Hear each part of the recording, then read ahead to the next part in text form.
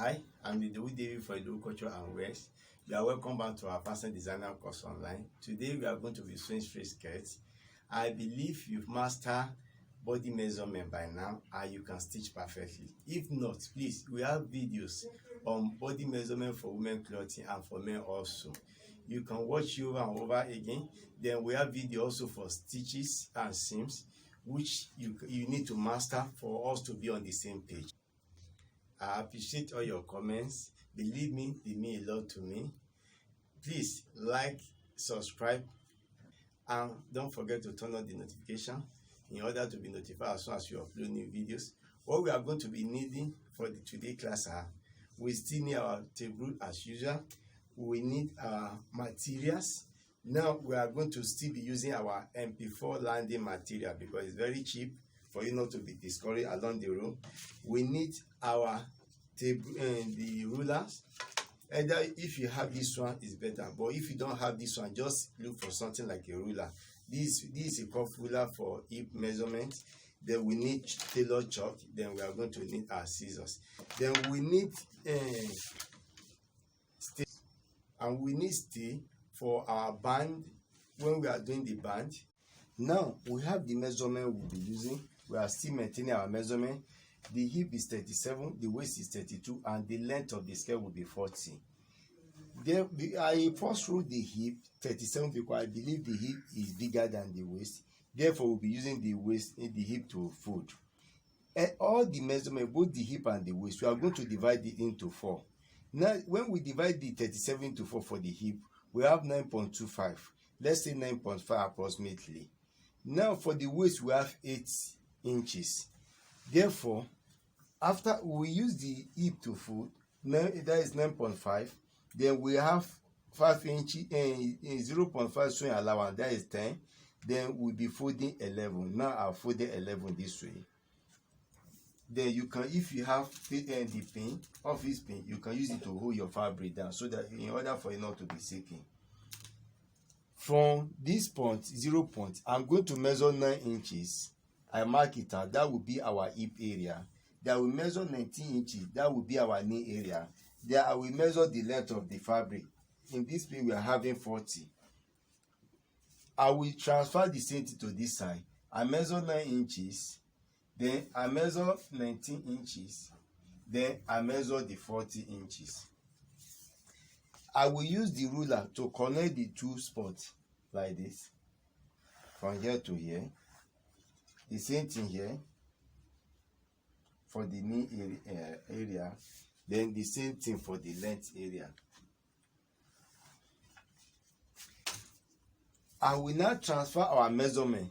Our waist is giving us 8 inches plus 5 inches, 0.5 sew allowance, that is 8.5. I will mark the 8.5 out. Then I will come to the hip area, which is giving us 9.5 plus 5 inches plus 0.5, that is 10 inches. I will mark the 10 inches out for the hip area. Then anything I have at the hip area, I will take 1 inch away from the knee area. Therefore, we are measuring 9 inches for the waist and for the knee area. Then the same thing, since it's a straight cut, the same thing I measure at the knee area, I will measure it at the down area. That's the length of the fabric. I will use my ruler to connect from the waist to the hip.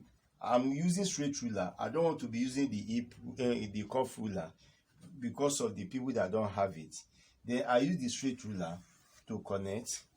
Then I connect from hip also to the knee like this, straight. Then from the knee to our length this way also. This is what it gives us. Now you can use your hand to give you a little effect since you know the body is not 100% straight. This is what we are going to be cutting out. This is for the front.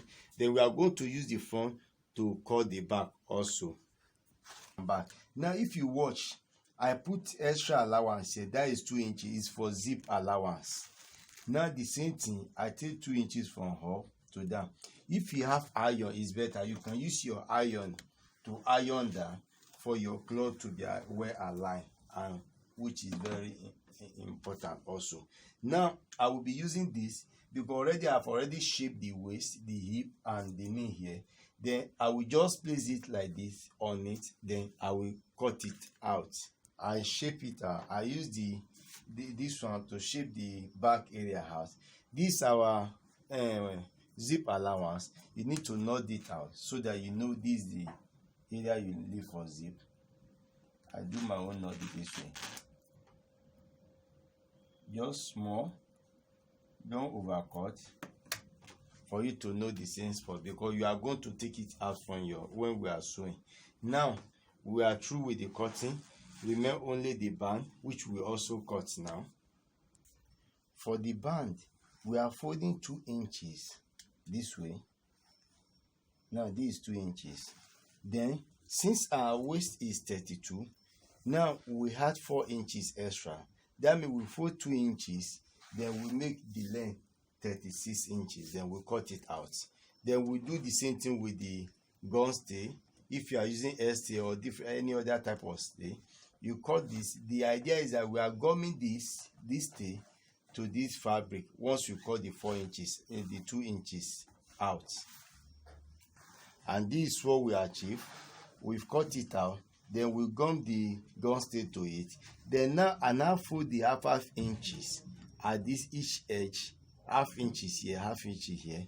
Then I use the iron to straighten it. Then I bend it this way again. Now we have something like this. That is all for now. We need to go and couple the skirts together, then we'll continue from there. We place the back part to mirror the front part. We measure out our half-inch sewing allowance, then we trace it down. We sew this part, we sew this part. Now this are zip allowance, which is 2 inches. That you remember we left 2 inches for zip allowance when we were cutting the cloth, when we wanted to use the back front to mirror the back. Now I measured our hip is only 9 inches. I measured the 9 inches down. Then I start sewing from 9 inches. I lock the cloth by back stitches. Then I sew it downward. When it got towards the down, I measured like 15 inches to be our slit, since we are sewing straight down. Therefore, now the next thing we need to do now is that now I've ironed it down. We turn it like this way, and this is what we got after turning it. I will take my zip inside. You can use the smaller zip if you have, and if you don't have this, if you prefer to use the big one, you do it this way. Now my zip is facing up this way. This is the zip allowance that I've left. Then I will hold it like this.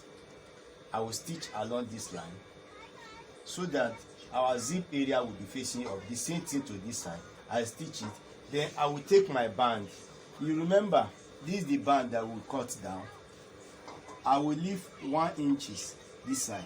After stitching, then I stitch it. Since I've already folded the seam allowance, the half-inch seam allowance, then I fold this way. I stitch it round to the other side. Our waist is 32, but we cut 36. We put extra 4 inches, which means we leave 1 inch here. Then the remaining 3 inches will be to the other side. Now I've attached my band to the skirt, to the body of the skirt. Here I put 1 inch, I leave 1 inch seam allowance, which I cut half out after I finish my sewing. I hold it down this way. For the other side, I'm going to leave 2 inch seam allowance, which I did this way. Now the next thing I'm going to do is that I will turn it with scissors or with anything, either if you have pen or whatever. Now I've turned it this side, then I'm turning the other side. Then I'm going to stitch it this way around. That is all. After stitching it, that is the end of the skirt. Then remember we cut 40 inches. That is exact length. Now we've added 1.5 inches to it. That means we are going to turn the remaining 1.5 inches at the bottom of the skirt to be our hem allowance. Now that is all for now. These are skirts. We have the full skirt. This is the front of the skirt, and this is the back. Congratulations,